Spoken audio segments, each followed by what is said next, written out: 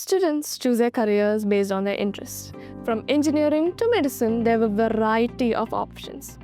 A relatively lesser known but extremely lucrative industry is the aviation industry or the flying industry. So today we are here to ask about a few details about the aviation industry from highly elite and highly experienced professionals by two sirs, Felix sir and Nia sir. Good morning. We are from Trans Aviacon Private Limited, a flying school. My name is Felix Amalraj, Senior Manager, Regional Business Development. And with me, Captain Nias is here. He would answer all the questions related to the flying school. So my first question to you, sir. So after a student finish their 12th education, what are the courses they can go for available in India which they can pursue so that they can pursue a career in the aviation industry? Well, if you're going to the aviation industry in general, there are different career opportunities. Basically, they can go into management, they can go into flying, they can go into ground crew handling, they can be a cabin crew, or they can even be an engineer. So there are different career paths in aviation industry that they can go for. Either they can go for a degree in administration like a BBA, and after that they can go for an MBA if they're interested in an administration career, or if they're interested in an engineering career, they can either go for their AME, aircraft maintenance engineering license, or they can go for their BTech in aeronautical engineering. Or if they're interested to go for their flying career, they can go for the commercial pilot license. And that is the way they can be a pilot in a commercial airline. Or if they are interested in Air Force or military flying, they can go for their NDA exam, National Defense Academy exam, and then they can get into the aviation industry, commercial aviation industry as well after their military career. Okay, thank you, sir. So my next question, we all know a student should start learning from a young age. So what do you think are the young educational pathways a child has to learn to go into the aviation industry? Basically, the education qualification to become a commercial pilot is 10+2 with maths and physics. So they need science after in their +2. So basically, it's not that difficult to make a foundation for their career in aviation. After their 10th, if they choose science and they study maths and physics in their +2, they can go for their aviation career. Okay. As you mentioned now, piloting is a very major part of the aviation industry. So can you tell me what exact training a person needs to go into or become a pilot? There are basically two stages of training to become a pilot. First is the ground classes or the theoretical training. And at Aviacons, we offer the theoretical training in 4 months and around 14 to 16 weeks. And then after that, in these ground classes, we will be covering the 4 main subjects in aviation. That is navigation, air navigation. Then there is meteorology, we study about the weather. Then there is technical general, where you study about the aerodynamics of the aircraft and how it flies, about the engines and all that. And then you have air regulations, where you study about the laws and regulations related to flying, international as well as international rules.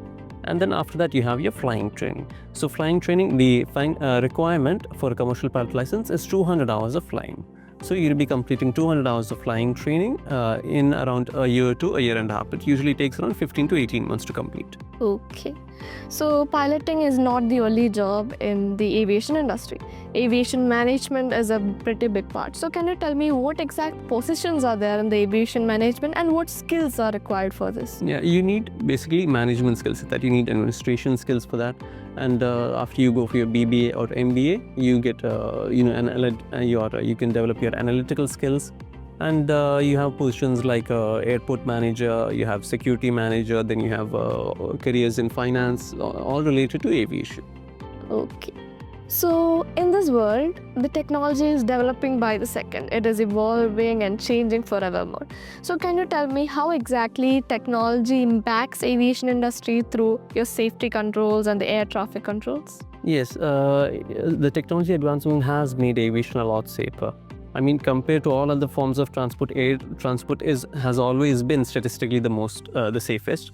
But with the advancements in technology, it has been made even safer. And how it has affected piloting as in specific, I would say that earlier, for a large transport aircraft, there used to be a need for around 6 people inside the cockpit.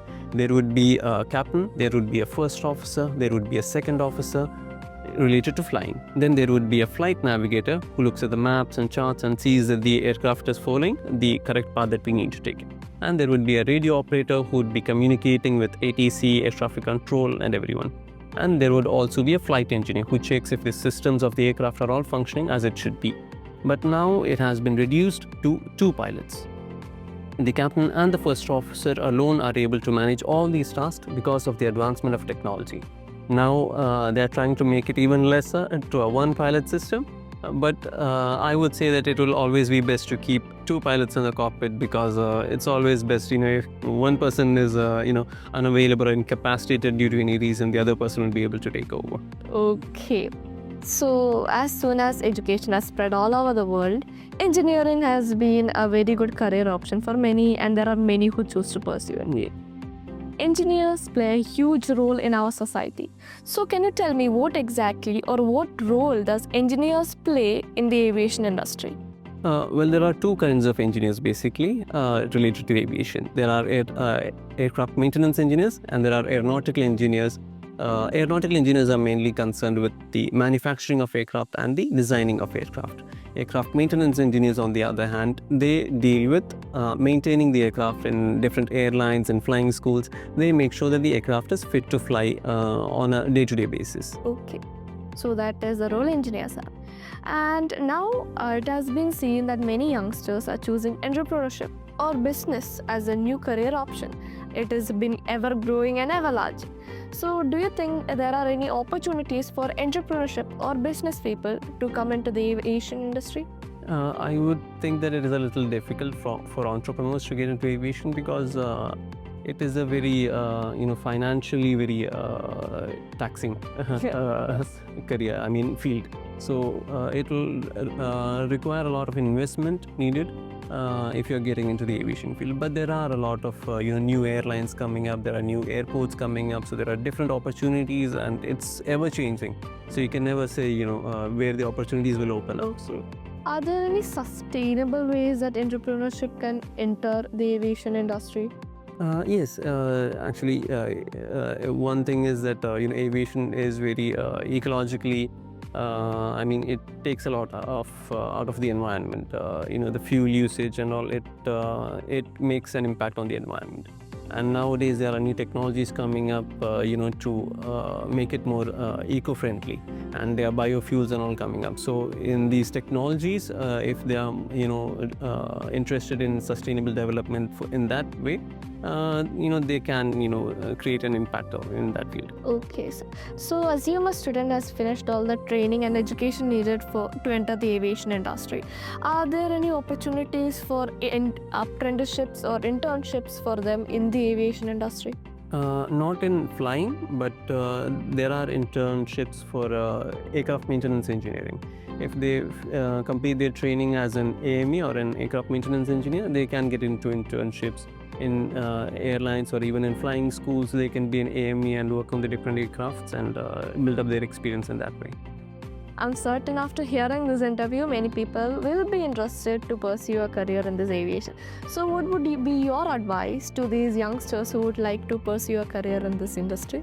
My advice would be to never lose their passion for flying, because a lot of students, especially in their younger ages, when they're 8, 10, 12 years old, they start looking at the skies and dreaming about flying.